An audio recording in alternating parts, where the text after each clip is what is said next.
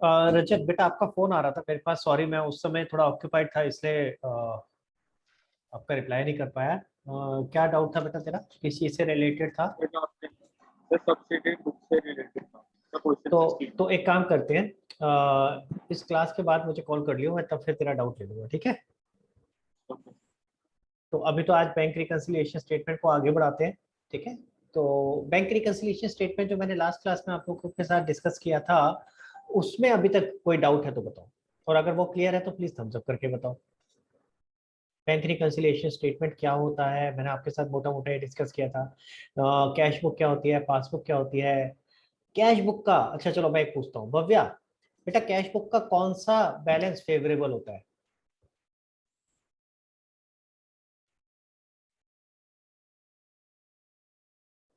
हाँ भव्या, कहाँ चला गया भव्या? कुछ तो बोल भाई।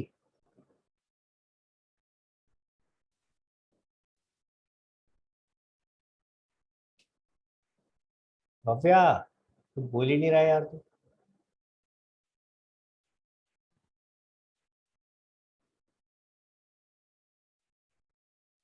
मेरी आवाज आ रही है भव्या तेरे को? हेलो? चलो किसी और से पूछते हैं। प्रथम बेटा, पहले तो कैमरा ऑन करो। ये कैमरा ऑफ क्यों है भाई? परिका, आरव, प्रथम, सब लोग कैमरा ऑन करो प्लीज। हाँ प्रथम, बताओ। सर कैश क्या पूछा, मैंने सवाल क्या पूछा था? कैश बुक का कौन सा कॉलम फेवरेबल कॉलम होता है? नहीं, बैलेंस सुना कर पहले ध्यान से। बैलेंस सवाल तो सुनता नहीं, ध्यान से आंसर दे रहा है। कैश बुक का कौन सा बैलेंस फेवरेबल कहलाता है? दो बैलेंस होते हैं, डेबिट बैलेंस, क्रेडिट बैलेंस। तो कौन सा बैलेंस हमारे लिए फायदेमंद है? Sir debit debit balance. और पासबुक का कौन सा बैलेंस फेवरेबल है? Credit credit. याद रखना है बेटा सबको, ठीक है? सब लोग ऐसे डाउन कर लो। कैश बुक का डेबिट बैलेंस फेवरेबल होता है और पासबुक का क्रेडिट बैलेंस। उल्टा चलते हैं। तो अगर कैश बुक का डेबिट फेवरेबल है तो अनफेवरेबल क्या होगा प्रथम? सर क्रेडिट और पासबुक का?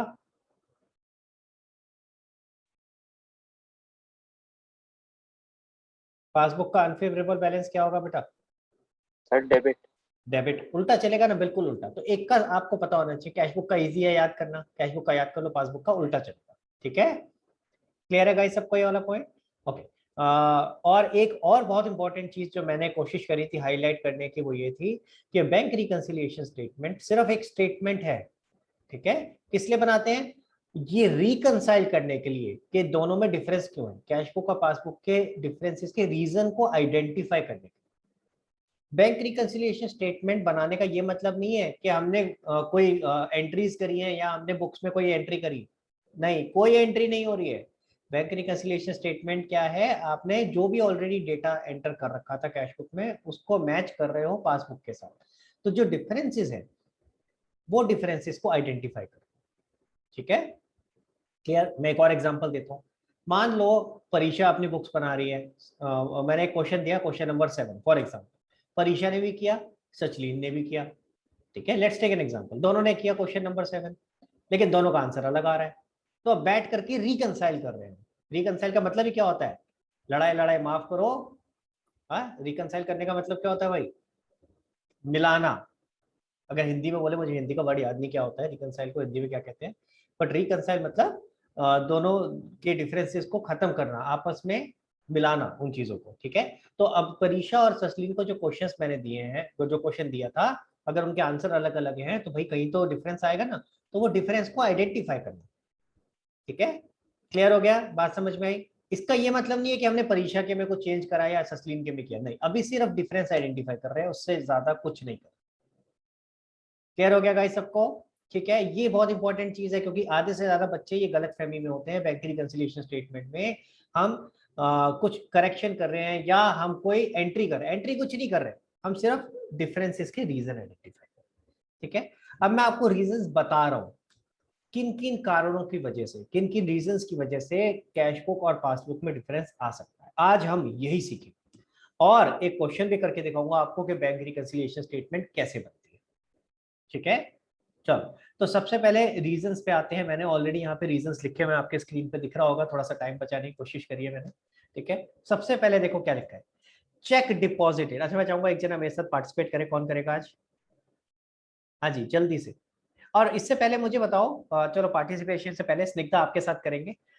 उससे पहले मुझे ये बताओ कि आप लोगों ने पता किया, पापा मम्मी से पूछा पासबुक किसी ने? एनीबॉडी चेक किया?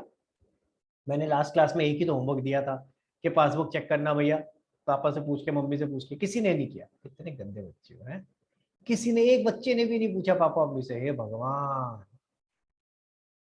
भैया आज सर पूछना। पासबुक के बारे में। कैश बुक, सॉरी हाँ passbook, not cash book, sorry sorry, passbook. Passbook के बारे में कि पासबुक कैसी दिखती है, क्या होता है, दिखाओ जरा एक बार पासबुक क्या होता है, क्या भला है। और जो सर कह रहे हैं क्रेडिट डेबिट वाली बात, वो सही है कि नहीं? क्या सर अगर तो डिजिटल हो जाती है। बेटा आजकल डिजिटल हो गई, लेकिन बहुत सारे सरकारी बैंक में तो अभी भी फिजिकल मिलती है। तो अगर आपका एसबीआई में, पीएनबी में, यूनियन बैंक में, ऐसे बैंक्स में अगर है तो आपको फिजिकल मिलती है। मेरे पास भी पड़ी है यार। ठीक है, तो चेक करना, पूछना। और नॉर्मली एक ना एक सरकारी बैंक में तो खाता होता ही है, तो पूछना जरा एक बार। ठीक है, क्लियर? नेक्स्ट टाइम प्लीज पूछो पूछो यार, मजा आता है देखने में। फिजिकली कोई चीज रिलेट कर पाते हो ना, तो उसकी एक तो रिटेंशन पावर भी बढ़ती है, आप खुद ही रिटेन कर पाते हो उस चीज को ज्यादा देर तक। ठीक है, और अच्छे से समझ आती है चीज। चलो कोई बात नहीं, आगे बढ़ते हैं हम लोग। तो स्निग्धा बेटा हैंड रेस करो जरा। ओके, तो पहला वाला पॉइंट पढ़ रहा हूं मैं जरा, और इसको पॉइंट को समझेंगे और फिर आप बताना मुझे। स्निग्धा आप ही से पूछूंगा, फिर आप बताना कि इसका इफेक्ट कैश बुक में आया होगा या पासबुक में आया होगा। और इफेक्ट क्या आया होगा, क्या उसकी वजह से कैश बुक या पासबुक बढ़ गई होगी या कम हुई होगी। क्लियर? ठीक है, तो जरा करते हैं। पहला देखो क्या लिखा है, चेक डिपॉजिटेड या पेड इनटू बैंक। तो चेक डिपॉजिटेड इनटू बैंक भी लिखा आ सकता है क्वेश्चन में, और चेक पेड इनटू बैंक भी आ सकता है। तो ये कौन से चेक है भाई? चेक हम कौन से डिपॉजिट करेंगे बैंक में? जो हमें किसी और से मिले होंगे वही तो जमा करेंगे हम। यानी कि ये हमें चेक रिसीव हुए हैं अपने डेटर से, जिनसे हमें पैसे आने थे उनसे हमें ये चेक रिसीव हुए और हमने बैंक में जमा कर दिए। तो लॉजिक समझो, चेक डिपॉजिटेड या पेड इनटू बैंक कौन से होगा बेटा? ये जो चेक हमें मिले थे, हमने चेक वो जमा कर दिया बैंक में, बट नॉट येट क्लियर्ड। अभी तक वो क्लियर नहीं हुए, यानी हमने तो चेक जमा कर दिया है, अब वो बैंक आगे प्रोसेस करेगा, दूसरे बैंक के पास भेजेगा, उससे क्लियरेंस लेगा। ये सारा प्रोसेस अभी नहीं हुआ। तो क्वेश्चन में क्या क्या लिखा आ सकता है? चेक डिपॉजिटेड वर्ड भी हो सकता है और पेड भी हो सकता है, एक ही बात है। चेक डिपॉजिटेड इनटू बैंक या cheque paid into bank. But not yet cleared भी हो सकता है, बट नॉट येट कलेक्टेड भी हो सकता है, या but not yet credited by bank भी हो सकता है। तो कोई भी लैंग्वेज आ सकती है, मतलब सबका सेम है। हमने चेक बैंक में जमा किया और अभी तक वो चेक क्लियर नहीं हुआ है। सारे लोग ध्यान से सुनेंगे। पहला सवाल मैं सबसे पूछ रहा हूँ, चलो सबसे पूछ रहा हूँ, सिर्फ स्निग्धा से नहीं, ठीक है, सभी से पूछ रहा हूँ। तो बहुत ध्यान से सुनेंगे बेटा। हमने चेक बैंक में जमा किया और अभी तक वो चेक क्लियर नहीं हुआ है, तो सोच करके बताना कि इसका इफेक्ट कैश बुक पे क्या आया होगा और पासबुक पे क्या आया होगा। ठीक है, तो पहला सवाल सबके लिए ओपन है, जो आंसर करना चाहे हैंड रेस करो। इस ट्रांजैक्शन का इफेक्ट कैश बुक पे क्या गया होगा और पासबुक पे क्या गया होगा। कैश बुक में कुछ चेंज आएगा, अगर आएगा तो क्या प्लस या माइनस हुआ होगा। सिमिलरली पासबुक में क्या चेंज आया होगा, प्लस या माइनस हुआ होगा। देखो भाई, जो पहले हैंड रेस नहीं करेगा सबसे पहले तो मैं उसी से पूछूंगा। तो तनिषा, हाँ भाई, हैंड रेस क्यों नहीं होता यार, ट्राई क्यों नहीं करते हो? तनिषा बताओ, ट्रांजैक्शन समझ आई? अनम्यूट करो बेटा। ट्रांजैक्शन समझ आई? Yes sir. तो इसका पहले कैश बुक पे बात करते हैं। कैश बुक पे कोई इफेक्ट आया होगा क्या? हमने चेक जमा कर दिया है बैंक में, लेकिन अभी तक क्लियर नहीं हुआ है, तो क्या हमने कैश बुक में कोई एंट्री करी होगी? No sir. क्यों नहीं करी होगी?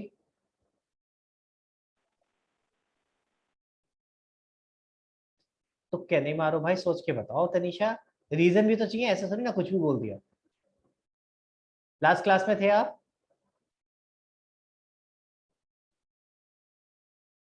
तनीषा लास्ट क्लास में थे बेटा आप?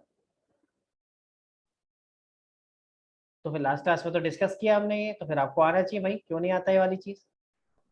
रजत क्या होगा बताओ, पहले कैश बुक की बात करते हैं, दोबारा बोलो बेटा। चेक इन हैंड अकाउंट में जाएगा सर, उसके बाद चेक इन जब हैंड क्लियर में होगा क्यों, चेक इन हैंड में क्यों जाएगा भाई? सर, क्योंकि अभी क्लियर नहीं हुआ ना अरे तो हम चेक इन हैंड में रखते हैं उसको, तेरे हाथ में है चेक? सर। अच्छा, डिपॉजिट करा दिया अरे यार ध्यान से सुनना। सर, उसका कैश अकाउंट पे कोई बात नहीं, कोई बात रखूंगा, नहीं, सुनो कैश सुनो, का डेबिट होगा। पहले मैं दोबारा से बता रहा हूँ रजत, दोबारा से बता रहा हूँ, फोकस करो। ट्रांजैक्शन क्या है, हमें चेक मिला और चेक हमने उठा करके बैंक में जमा कर दिया, ठीक है? मान लेते प्रथम से मिला, चल ये भी बोलते चल, प्रथम से चेक मिला और वो उठा करके हमने बैंक में जमा कर दिया। अब मुझे बता कैश बुक पे क्या इफेक्ट आएगा, कॉपियां पलटना बंद कर और इधर फोकस कर।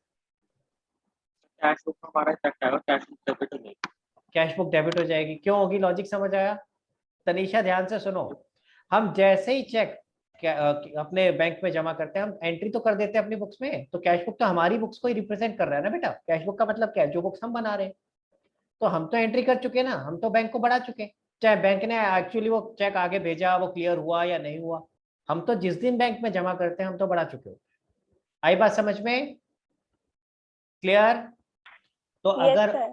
अगर हमने ये चेक जमा किया होगा तो इसकी वजह से कैश बुक बढ़ गई होगी, बढ़ गई, समझ गए क्यों बढ़ गई होगी? हमने एंट्री क्या करी होगी, बैंक अकाउंट डेबिट टू प्रथम, हमने बैंक को डेबिट कर दिया, यानी कि हमने ये मान लिया कि हमारा बैंक का बैलेंस बढ़ गया। गाइस यहाँ तक पॉइंट समझ में आया सबको? रजत इसका इफेक्ट पासबुक पे क्या आया होगा? सर, अगर क्लियर हो गया चेक और पैसे आ गए तो अगर सब अगर मगर नहीं, अगर मगर नहीं, अभी जो लिखा वो बताओ, अभी क्लियर हुआ है क्या?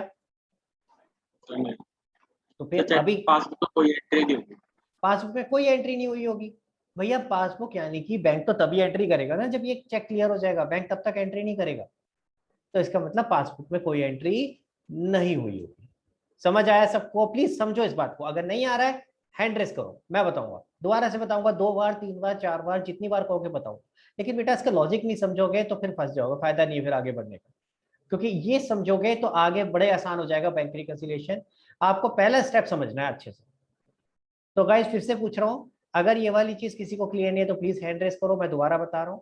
जैसे ही हमने बैंक में चेक जमा करा तो हमने अपनी बुक्स में तो एंट्री कर दी, यानी कैश बुक में एंट्री कर दी, उसकी वजह से कैश बुक बढ़ गई होगी, उसका बैलेंस बढ़ गया होगा। और पासबुक की अगर बात करें, बैंक की बात करें, तो बैंक तब तक एंट्री नहीं करेगा जब तक ये क्लियर ना हो जाए, तो बैंक ने अभी कोई एंट्री नहीं की होगी। तो अगर आप देख रहे हो सीबी और पीबी, सीबी पीबी क्या रिप्रेजेंट कर रहा है, कैश बुक और पासबुक, तो कैश बुक में प्लस हो चुका है, पासबुक में कुछ नहीं हुआ है, तो ऑब्वियसली इस वजह से डिफरेंस आएगा। लॉजिक समझ आया? क्लियर है? चलूं आगे, थम्स अप करके बताओ सबको क्लियर है कि नहीं, जल्दी से। हाँ जी, चलो नेक्स्ट ट्रांजेक्शन। आरव आपसे पूछ रहा हूं, कैमरा ऑन करो प्लीज। चेक इशूड या ड्रॉन, इशूड वर्ड भी हो सकता है, ड्रॉन भी हो सकता है। Check issued but not yet presented for payment, पहले इसका मतलब बताओ क्या है? सर कि हमने चेक किसी को दे दिया, वेरी उसे गुड, पे कर। हमें किसी को पेमेंट करनी थी तो मैंने चेक काट करके दे दिया, मान लो मुझे भव्या को पैसे पे करने थे तो मैंने भव्या को चेक काट करके दे दिया, तो चेक, उसको क्या बोलते हैं, चेक इशूड, चेक इशूड या चेक ड्रॉन, ठीक है? लेकिन अभी तक सामने वाली पार्टी ने उसको बैंक में नहीं डाला है, तो आप सोच करके बताओ आरव कि इसका इफेक्ट कैश बुक पे और पासबुक पे क्या आया होगा? तो कैश बुक में माइनस होगा और पासबुक में कोई इफेक्ट नहीं होगा। बहुत बढ़िया, और इसका लॉजिक समझते हैं गाइस, सब लोग समझो। कैश बुक में माइनस क्यों हुआ, जैसे ही हमने चेक काटा और भव्या को दिया, हम तो एंट्री कर चुके हैं ना, भव्या टू कैश, ओ सॉरी भव्या टू बैंक, हम तो इमीडिएटली भव्या टू बैंक कर चुके हैं, हम तो ये मान चुके हैं कि जैसे ही चेक हमने भव्या को दिया हमारा बैंक कम हो चुका है। लेकिन क्या बैंक ने अभी तक कोई एंट्री करी? Answer is no. जब तक क्लियर नहीं होगा बैंक कोई एंट्री नहीं करेगा, जब क्लियर हो जाएगा तब बैंक भी माइनस कर देगा, लेकिन अभी नहीं करेगा। तो अभी फॉर द टाइम बिंग तो डिफरेंस होगा ना। क्लियर हुआ? These are all timing difference, ये सिर्फ टाइम का ही डिफरेंस है, फ्यूचर में आगे जाकर के डिफरेंस ऑटोमेटिकली एलिमिनेट हो जाएगा, जैसे ही बैंक एंट्री करेगा दोनों की अमाउंट मैच हो जाएगी, ठीक है? चले आगे, ओके थर्ड पे चलते हैं, और थर्ड में स्निग्धा से पूछूंगा। स्निग्धा पहले मतलब समझेंगे इसका क्या है, इंटरेस्ट क्रेडिटेड या अलाउड। अगेन ये वर्ड्स को ध्यान रखो बेटा, वर्ड्स का मतलब समझो, अगर वर्ड्स का मतलब नहीं समझ पाओगे, क्वेश्चन में लिखा आया, वहां कोई मैं बैठा तो नहीं ना होगा बताने के लिए, तो आपको खुद भी ये वर्ड्स याद करने, इसका मतलब समझना है। अगर लिखा है इंटरेस्ट क्रेडिटेड, हमारे अकाउंट में क्रेडिट कर रहा है अगर बैंक इंटरेस्ट, तो बैंक अगर क्रेडिट करता है तो हमारे लिए क्या है, फायदा है ना बेटा। तो यानी ये इंटरेस्ट हमें मिल रहा है, हमें बैंक से इंटरेस्ट मिल रहा है। तो इंटरेस्ट क्रेडिटेड या अलाउड बाय बैंक, इसका मतलब है बैंक ने हमें इंटरेस्ट दिया। अब हमारा पैसा बैंक के पास पड़ा होता है तो बैंक हमें इंटरेस्ट देगा ना उसके ऊपर। आपने सुना होगा कोटक का आता था, ऐड आता था 6%, किसी ने सुना होगा बाई चांस, मैंने पहले भी शायद एग्जांपल बोला होगा, ऐड आता था 6% के 6% सेविंग बैंक पे इंटरेस्ट देता है, इंटरेस्ट देता है। तो वो जो इंटरेस्ट देता है वो, जब वो इंटरेस्ट देगा, ठीक है, तो वो हमारी बैंक, हमारी क्या नाम है, बैंक में ऑटोमेटिकली पैसा बढ़ा देगा। ठीक है स्निग्धा, तो बैंक ने इंटरेस्ट दिया तो ऑटोमेटिकली बैंक पैसा बढ़ा देगा हमारे अकाउंट में। लेकिन हमें कैसे पता चलेगा, हमारे को सपना थोड़ी ना आ रहा है कि बैंक ने कोई हमें इंटरेस्ट दिया है। ठीक है, तो ऐसे केस में जब हम पासबुक को अपडेट कराएंगे तो पता चलेगा, ओहो, एक रीजन ये भी है डिफरेंस का, बैंक ने इंटरेस्ट दिया, बैंक ने तो अपनी एंट्री कर दी, भाई बैंक को इंटरेस्ट दिया, बैंक ने तो एंट्री कर दी, लेकिन क्या हमने एंट्री करी अभी तक, हमें तो पता ही नहीं था। तो जब हम पासबुक अपडेट करा के आए तो पता चला, फिर हम कहेंगे अपने अकाउंटेंट से, भाई तू भी एंट्री कर चल, पर अभी तो फिलहाल एंट्री नहीं हो रखी। तो अभी मुझे बताओ क्या इफेक्ट आया होगा बेटा। कैश बुक में कोई एंट्री नहीं होगी और पासबुक प्लस हो जाएगा। पासबुक बढ़ी हुई है, यानी बैंक ने तो हमारा अकाउंट बढ़ा रखा है, भाई बैंक ने तो एंट्री कर दी, बैंक ने तो हमारा बैलेंस बढ़ा दिया, ठीक है, लेकिन अभी तक हमने अपनी बुक्स में एंट्री नहीं करी है। क्लियर हो गया बेटा। इसी तरह आगे चलते हैं, बैंक चार्जेस। बैंक चार्जेस क्या होता है, मैंने आपको समझाया था, चेकबुक वगैरह इशू करने के चार्जेस, या जैसे मेरे से पीएनबी कलेक्ट करता है, हाँ, कि 13 रुपए 15 रुपए ऐसे कुछ कलेक्ट करते हैं ना, वो मैंने बताया था, मैं भूल भी गया कितने करता है, लेकिन ऐसे ही करता है। तो वो हर महीने या क्वार्टर के वो चार्जेस लगा के भेज देता है एसएमएस पे, तो वो सब क्या है, बैंक चार्जेस। तो होता क्या है, मुझे कैसे पता चलता है कि वो चार्जेस लग गए, अगेन मैं जैसे स्टेटमेंट देखता हूँ तो पता चलता है, अरे इसने चार्जेस लगा दिए यार, तो वो देख करके फिर मैं एंट्री करता हूँ, उससे पहले तक तो पता ही नहीं, तो मैंने एंट्री नहीं करी होगी, तो अगेन बैंक ने एंट्री करी हुई है लेकिन मैंने नहीं करी है। अब एंट्री क्या करी होगी, उसकी वजह से मेरा बैलेंस बढ़ा होगा या कम हुआ होगा, अगर बैंक ने चार्जेस लगाए हैं तो कम हुआ होगा। कम हुआ होगा, अगर बैंक ने चार्जेस लगाए हैं तो बैंक ने मेरा बैलेंस कम कर दिया होगा। तो अगेन बैंक ने करा है, यानी कि पासबुक में माइनस हुआ है लेकिन मैंने कुछ भी नहीं किया। गाइस यहाँ तक समझ आ रहा है सबको, ठीक है। तो बैंक ने चार्जेस लगा दिए, मुझे तो इन्फॉर्मेशन ही नहीं है, तो बैंक ने माइनस कर दिया, यानी अपनी बुक्स में, यानी पासबुक में माइनस हो गया है, मैंने अभी तक कुछ भी नहीं किया। आगे चलते हैं, dividend and interest collected directly by bank on our behalf, यानी हमने बैंक को ऑथराइज कर रखा था कि भैया ऐसा है, मैंने ना ये फलाना डिकाना कंपनी में शेयर्स खरीद रखे हैं, जैसे रिलायंस में, टाटा में।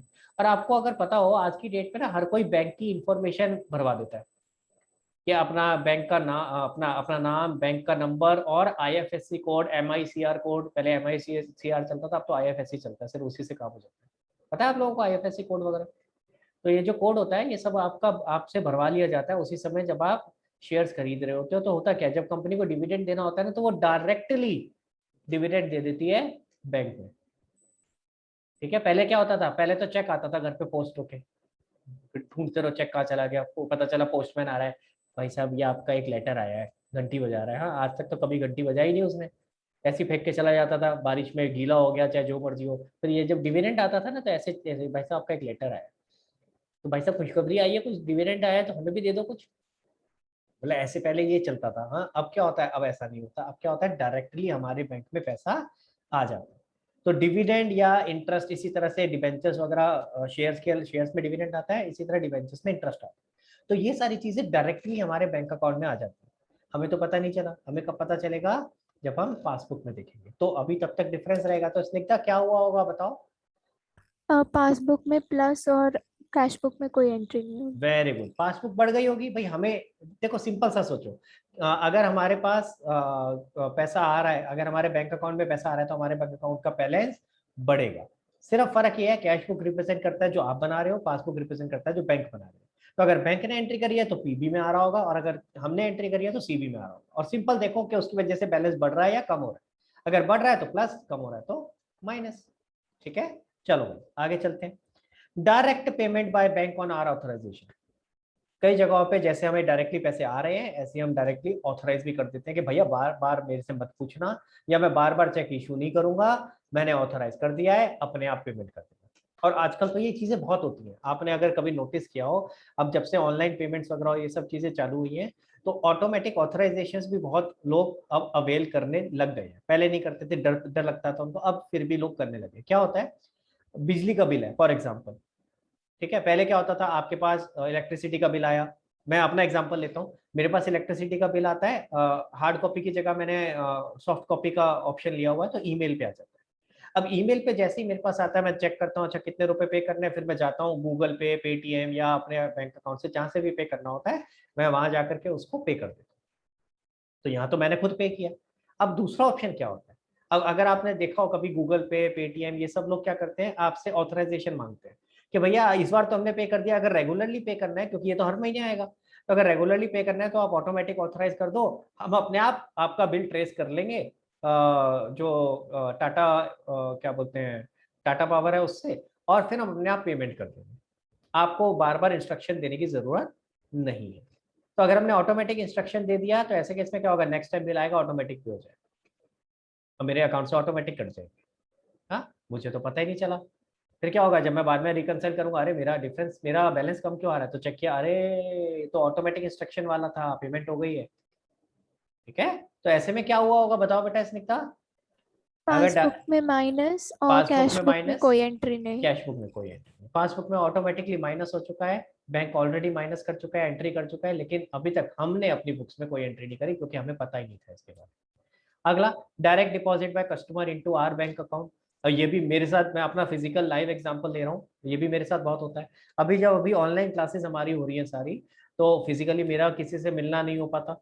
पहले तो क्या होता था, इंस्टीट्यूट पे जाते थे भाई, वहाँ पे जो भी फीस वगैरह होती थी, तो इंस्टीट्यूट में कैश में पेमेंट हो जाती थी, जो भी पेरेंट्स हैं या फिर स्टूडेंट है वो लेके आते थे फीस, और हाथ के हाथ पे करे और रिसीट लेके चले जाते थे। अब क्या होता है, अब तो हम मिलते नहीं भाई। हाँ, मैं तो तुम में से किसी से नहीं मिला, एक भी जने से नहीं मिला। हाँ, हालांकि मैं तुमसे फीस भी नहीं ली, बट अगर लेता हूँ, जैसे मैं 12th क्लास को पढ़ा रहा हूँ, वहां से फीस ले रहा हूँ, तो उनसे फीस कैसे लूँ, फिजिकली तो मैं उनसे भी नहीं मिल रहा। तो या तो ऑनलाइन पे कर रहे हैं, या अब कईयों का क्या होता है, कई लोग कहते हैं सर हमारा ना हम ऑनलाइन हमने सर्विसेज नहीं ले रखी, हमें डर लगता है कि कोई फ्रॉड ना हो जाए, ये ना हो जाए। तो कई लोगों ने नहीं ले रखी थी, ऐसा था, प्रैक्टिकल एग्जाम्पल दे रहा हूँ मैं आपको, लाइव एग्जाम्पल। तो ऐसा था, तो उन्होंने कहा सर आप कैश कलेक्ट कर लेंगे, आपको हम कैश दे देते हैं। तो मैंने उनको दूसरा ऑप्शन बोला, मैंने कहा आपके घर के पास पंजाब नेशनल बैंक है, तो कहते हैं हाँ। तो मैंने कहा आप पंजाब नेशनल बैंक में मेरे अकाउंट में सीधा जमा करा दो, चक्कर ही खत्म। भाई आप मुझे कैश दोगे, फिर मैं उस कैश को जमा कराऊंगा बैंक में, बात तो वही है, मेरा भी काम बचेगा। कहते हैं हाँ ऐसे कर देते हैं। तो उन्होंने जमा करा दिया, मुझे जो पेन स्लिप थी, याद है ना पेन स्लिप, याद है वाउचर में पढ़ा था पेन स्लिप, जब कैश जमा कराते हैं तो पेन स्लिप भरते हैं ना, कितने कितने हजार के नोट, कितने 500 के नोट कैसे जमा कराए, किस अकाउंट में, उसकी उन्होंने मुझे फोटो खींच के भेज दी कि देखो सर ये हमने जमा करा दिया है। मैंने कहा ठीक है डन। अब हालांकि उन्होंने अब तो मुझे फोटो भेज दी, लेकिन अगर मान के चलो फॉर द टाइम कि मुझे नहीं पता, उन्होंने अपने आप जमा करा दिया, लेकिन मुझे अगर नहीं पता कि उन्होंने जमा करा रखा, तो ऐसे केस में क्या होगा, कोई बैंक तो एंट्री कर देगा, बैंक के पास तो पैसे आ गए, लेकिन मुझे तो पता नहीं, तो मैं तो एंट्री करूंगा नहीं। तो ऐसे में क्या हुआ होगा, स्निग्धा सोच के बताओ बेटा। पासबुक में प्लस और कैश बुक में कोई एंट्री नहीं। वेरी गुड, समझ आ रहा है, क्लियर हो गया गाइस। आगे चलते हैं, डिसऑनर ऑफ चेक। तो पहले तो डिसऑनर का मतलब क्या था, डिसऑनर याद करो भाई, डिसऑनर का मतलब आपने चेक इशू किया था और वो डिसऑनर हो गया। सॉरी, इसमें चेक इशू वाला नहीं है, ये कौन सा है, ये तो वो वाला है जो हमने चेक रिसीव किया था। ठीक है, तो हमने चेक जमा किया होगा बेटा, जैसे ही हमने चेक जमा करके बैंक में डाला, ठीक है, हमने चेक जमा करके, सॉरी चेक लेकर के बैंक में डाला, तो सोच को मान के चलो, फॉर एग्जांपल भव्या से आया चेक मेरे पास, ठीक है, भव्या ने मेरी फीस की पेमेंट करी, भव्या ने मुझे चेक दिया, मैंने वो चेक उठा करके बैंक में डाल दिया। जैसे ही मैंने बैंक में डाला स्निग्धा, अब ऐसे केस पे किसने क्या एंट्री करी होगी ये बताओ। अ, भव्या ने क्या एंट्री नहीं करी? नहीं, भव्या ने नहीं, मैंने भव्या ने मुझे चेक हाँ, दिया, मैंने वो चेक तो बैंक में डाल दिया। अभी यहीं बैंक तक है, तो अभी क्लियर नहीं हुआ है चेक, अभी यहीं तक है।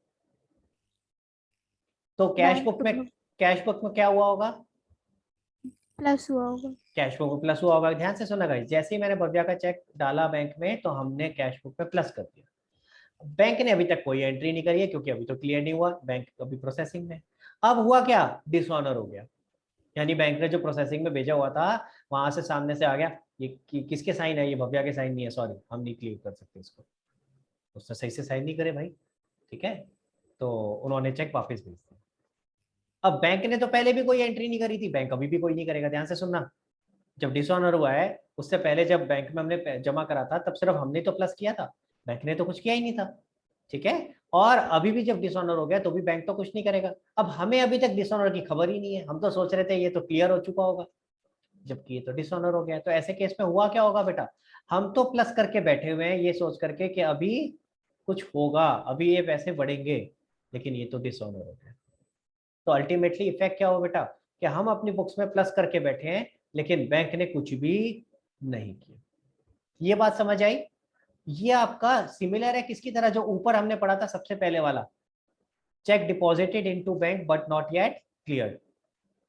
पहले भी यही सिचुएशन थी, अभी भी यही है, बस अब एक स्टेप आगे बढ़ गया है। पहले तो इन प्रोसेस था क्लियरिंग के, अब तो सामने से मना ही आ गया कि भैया क्लियर हो ही नहीं सकता। तो बैंक ने तो अभी भी कुछ नहीं करा है, लेकिन हम प्लस करके बैठे होते। क्लियर है गाइस? मुझे एक बार थम्स अप करके बताओ यहाँ तक सबको क्लियर है तो। और धीरे धीरे करके सबकी खिड़कियां बंद होनी शुरू हो गई हैं, तो खिड़कियां खोलो भाई, वेट कर रहा हूं मैं, जल्दी से खिड़कियां खोलो सब लोग प्लीज।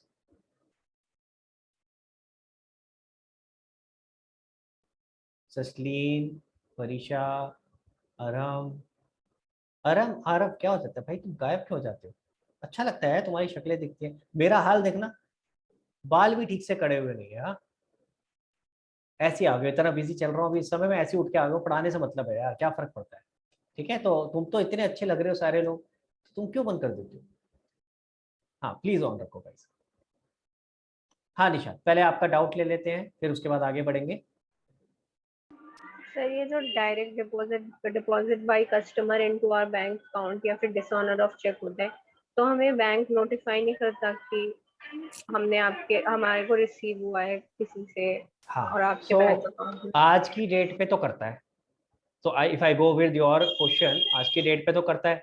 आज की डेट पे कैसे करता है, आपके पास फट से एक आता है मैसेज, पिंग, फिर आप खोल के देखते हो ये क्या है, उस पर लिखा आता है मेरे अकाउंट में इतने पैसे आ गए फॉर एग्जांपल। वैसे एक अच्छी बात बताई आपने, मेरे पास आज ये मैसेज आया था, पढ़ के बताता हूँ, रुको कहाँ गया भाई, पंजाब नेशनल बैंक का आया था, account number so and so, ठीक है, क्रेडिटेड विद ₹75730।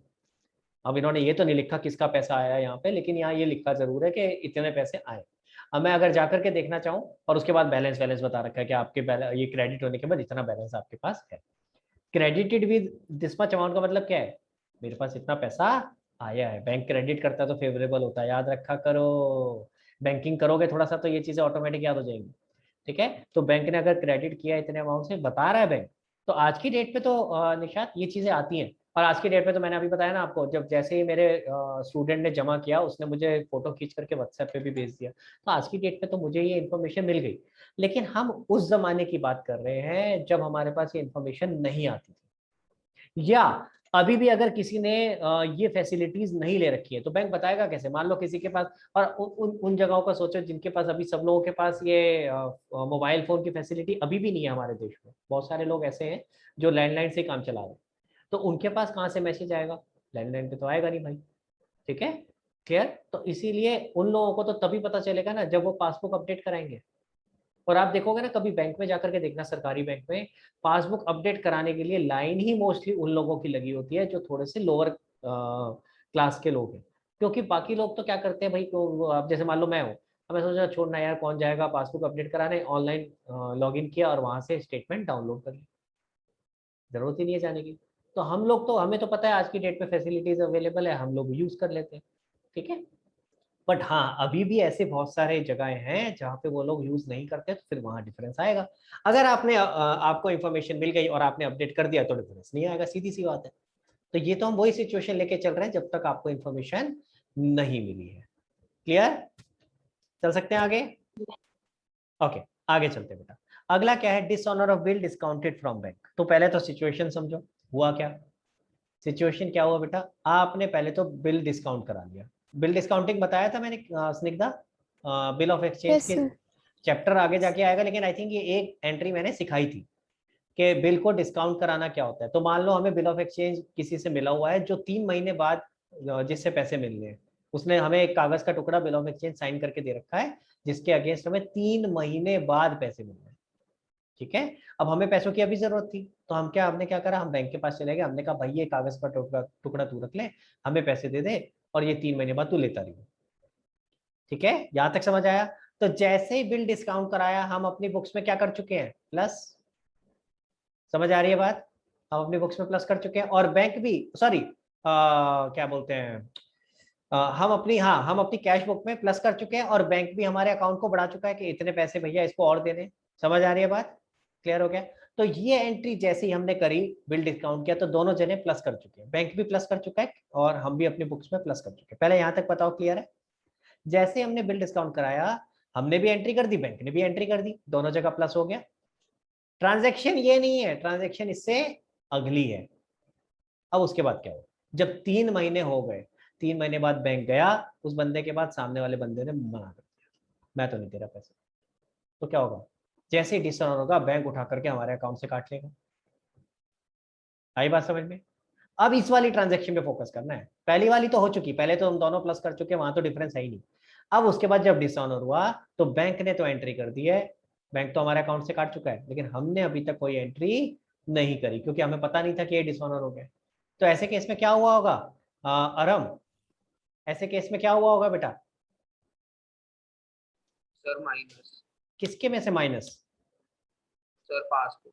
पासबुक से माइनस हुआ होगा। तो ऐसे केस में क्योंकि बैंक ने तो बेटा एंट्री कर दी, बैंक ने तो हमारे अकाउंट से पैसे काट लिए, वो तो माइनस कर चुका है, लेकिन अभी तक हमें पता नहीं चला, तो इसलिए कैश बुक पे कुछ भी इफेक्ट नहीं हुआ है। क्लियर हो गया बेटा? अगले पे आते हैं, bill collected by bank on our behalf. अब इसका मतलब क्या है, पहले तो ये समझो भाई, बिल कलेक्टेड ऑन बिहाफ, जैसे हमने बिल डिस्काउंट कराया था इसी तरह से एक और ऑप्शन होता है हमारे पास, हम बैंक को बिल दें लेकिन बैंक हमें पैसे नहीं दे रहा, क्या हम बिल को डिस्काउंट नहीं करा रहे, हम क्या कहते हैं, यार एक काम कर बैंक, यार मेरे को ना ये 3 महीने बाद का हिसाब रखना कि भाई 3 महीने बाद इससे लेने हैं, 4 महीने बाद इससे लेने हैं, 2 महीने बाद इससे लेने हैं, बड़ा गंदा काम है, कहाँ कौन बार बार रोज हिसाब लगाता है। तो एक काम करा, मैंने बैंक को बोला, बैंक भाई तू ये मेरे बिहाफ पे ना कलेक्ट कर लियो, मेरे बिहाफ पे कलेक्ट कर लियो, यानी कि मैंने सारे बिल उठा करके बैंक को दे दिए और उससे कहा कि जो 2 महीने बाद, 3 महीने बाद, 4 महीने बाद जब भी जिससे पैसे कलेक्ट करने हैं तू जा करके मेरे बिहाफ पे कलेक्ट कर लियो और मेरे अकाउंट में पैसे डाल दियो। ऑब्वियसली बैंक अगर कुछ सर्विस देगा तो उसके चार्जेस लेगा, ठीक है, तो वो बैंक चार्जेस में अलग से आ जाए। पर ये डिस्काउंटिंग नहीं है, डिस्काउंटिंग में तो बैंक हाथ के हाथ पैसे देता है, यहाँ बैंक हमें कब देगा, जब ड्यू डेट होगी 2 महीने बाद, 3 महीने बाद, तभी देगा। हाँ, फर्क क्या हुआ, हमने बैंक को दे दिया एज अ एजेंट कि तू मेरे बिहाफ पे जाकर कलेक्ट कर लियो, मैं नहीं जाता। आई बात समझ में? क्लियर हुआ? अब हुआ क्या, bill collected by bank on our behalf, हमने बैंक को बड़े सारे बिल दे दिए थे, अब 2 महीने बाद एक बिल ड्यू हुआ, बैंक गया 2 महीने बाद उससे पैसे लिए और हमारे अकाउंट में डाल दिए, हमें तो याद ही नहीं है कि हमने बैंक को ऐसा कुछ दे रखा था। तो ऐसे केस में क्या हुआ होगा, परीका बताओ बेटा क्या हुआ होगा ऐसे केस में? पासबुक में प्लस हो जाएगा। बहुत बढ़िया बेटा, पासबुक में प्लस हो जाएगा और कैश बुक में सर कोई एंट्री नहीं होगी। कोई एंट्री नहीं होगी। क्लियर हो रहा है? अगर आप ध्यान से देखो तो सब में देखो यही देख रहे हो, सब में यही चल रहा है भाई, एक जगह इफेक्ट हो रहा है दूसरी जगह इफेक्ट नहीं हो रहा, तभी तो डिफरेंस आएगा। अगर मैं दोनों ही जगह इफेक्ट ले चुका हूँ तो डिफरेंस क्यों आएगा भाई, फिर तो वो रिकंसिलिएशन में आएगी नहीं आइटम। ठीक है, तो ये सारी वो आइटम्स हैं जिनकी वजह से किसी ना किसी एक जगह तो हम ट्रांजैक्शन कर चुके, आई मीन किसी ना किसी एक जगह तो एंट्री कर चुके हैं कैश बुक में या पासबुक में, दूसरी जगह नहीं हुई। चलो भाई, लास्ट की 2 रह गई हैं, उसके बाद एक क्वेश्चन करेंगे, bill retired by bank under rebate but full amount credited in cash book. इसके लिए ना पहले एग्जांपल लेते हैं, मान लेते हैं बेटा 10,000 रुपए का एक बिल था, बिल क्या है, बिल ऑफ एक्सचेंज, ठीक है, और हमने किसी को बिल साइन करके दे रखा था, ठीक है, तो हमारी बुक्स में क्या आ रहा होगा बेटा, ये अगर हमने किसी को बिल साइन करके दिया है, Snigdha, bills payable. Bills payable, तो ये बिल्स पेबल वाला सिचुएशन है बेटा, हमने किसी को 10,000 रुपए का बिल साइन करके दे रखा है, मान लेते हैं परीक्षा को दे रखा है, ठीक है, और हमने पेमेंट कब करनी थी, 3 महीने बाद। क्लियर? और हमने बैंक को इंस्ट्रक्शन दे दिया था कि भाई ये परीक्षा आपके पास आएगी बिल लेकर के, तो उसको पेमेंट कर देना। बैंक ने कहा ठीक है। अब परीक्षा चली गई 2 महीने बाद ही, 3 महीने बाद जाना था, परीक्षा चली गई 2 महीने बाद ही, परीक्षा ने कहा कि भाई ये देखो ये बिल आया हुआ है मेरे पास, आप क्या अर्ली पेमेंट करने को तैयार हो, जल्दी पेमेंट करने को तैयार हो? तो बैंक ऑब्वियसली क्या कहेगा, भाई जल्दी पेमेंट करेंगे तो हम कुछ ना कुछ तो रिबेट काटेंगे या कुछ ना कुछ तो फायदा होना चाहिए ना। तो बैंक क्या कहेगा, भाई 10 की जगह हम 9,000 देंगे। तो परीक्षा कहते ठीक है 9 दे दो, भाई 1 महीना पहले पेमेंट मिल गई तो कुछ तो हमें सेक्रीफाइस करना पड़ेगा ना। तो प्रीशा कहती है कि ठीक है भाई मैं 1,000 छोड़ने को तैयार हूँ, आप 9,000 अभी दे दो। तो उसने कहा ठीक है, तो बैंक ने 9,000 रुपये दे दिए। तो बैंक ने हमारे बिहाफ पे ये लाइबिलिटी जो 10,000 की थी वो 9,000 में सेटल कर दी। आ रही है बात समझ में? अब इस लाइन को पढ़ते हैं जरा क्या है। बिल रिटायर्ड, इसको बोलते हैं रिटायरमेंट, यानी कि जल्दी पेमेंट करना। तो bill retired by bank under rebate but full amount credited in cash book. Bank ने तो जल्दी पेमेंट करके कितना पेमेंट किया? निशात से पूछते हैं, 9,000। निशात से पूछते हैं सर। हाँ निशात, कितना पेमेंट किया बेटा? सर 9,000। 9,000। तो बैंक ने तो क्या करा होगा बेटा, माइनस कितना किया होगा? 9,000। भाई बैंक ने तो माइनस किया 9,000, लेकिन हम तो क्या सोच करके बैठे थे भाई, हम कि ये तो 10,000 का बिल था तो 10,000 पे किया होगा। समझ आ रही है मेरी बात? तो हमने क्या किया होगा बेटा, माइनस किया होगा 10। 10,000। समझ आया? देखो नीचे लिखा भी है but full amount credited in cash book, साथ में लिखा भी है ना ये। तो इसका मतलब क्या है, हमने तो ये सोचा 10,000 का बिल था तो पूरा का पूरा माइनस कर दिया, लेकिन जबकि बैंक ने कितना माइनस किया है? 9,000। सर समझ आई? सर हमें पता कैसे चलेगा कि हाँ बेटा, बैंक इस केस में मैं ये अज्यूम करके चल रहा हूँ कि जब हमने बैंक को इंस्ट्रक्शन दिया हुआ था ये वाली चीज की पेमेंट करनी है, तो हमें याद था कि हमने ये दिया हुआ है और हमने उसके बाद इसकी एंट्री कर दी। यहाँ ये प्रिजम्पशन ऑटोमेटिक है, क्यों है? क्योंकि आगे लाइन लिखी है but full amount credited in cash book, ये लिखा है। अगर ये नहीं लिखा होता तो फिर हमें कैसे पता चलेगा? फिर तो यानी बैंक ने -9,000 किया, हमें तो पता ही नहीं है, फिर तो वो वाला सिचुएशन हो जाता, हम कुछ भी नहीं करते। लेकिन यहाँ ये लिखा हुआ है और आपको ये नॉर्मली इस वाले के साथ में लाइन लिखी मिलेगी। समझ आया? क्लियर हुआ? सर एक और क्वेश्चन। नहीं, पहले पहले एक इसको खत्म कर देते, पहले जो चीज चल रही है उसके बीच में फ्लो नहीं तोड़ो। आऊंगा तेरे पास, तेरा हैंड रेज्ड है मुझे पता है। ये वाला क्लियर हो गया? तो बैंक ने -9,000 किया और हमने -10,000 कर दिया। क्लियर हो गया? अब इसके बाद आखिरी है एरर और ओमिशन। तो स्निग्धा आगे बढ़ने से पहले ऊपर वाले क्या एरर थे? Answer is no. तो आपको याद है आप ही से पूछा था आई गेस मैंने शुरू में सबसे पहले, है ना? तो याद है आपने बोला था बैंक रिकंसिलिएशन स्टेटमेंट में हम एरर जो होता है यानी गलतियां जो होती है, मिस्टेक जो होती है, उनको ढूंढते हैं और उसको करेक्ट करते हैं। तो वो गलत है हमारी स्टेटमेंट, ठीक है? तो हम एरर नहीं ढूंढते, हम डिफरेंसेस ढूंढते हैं।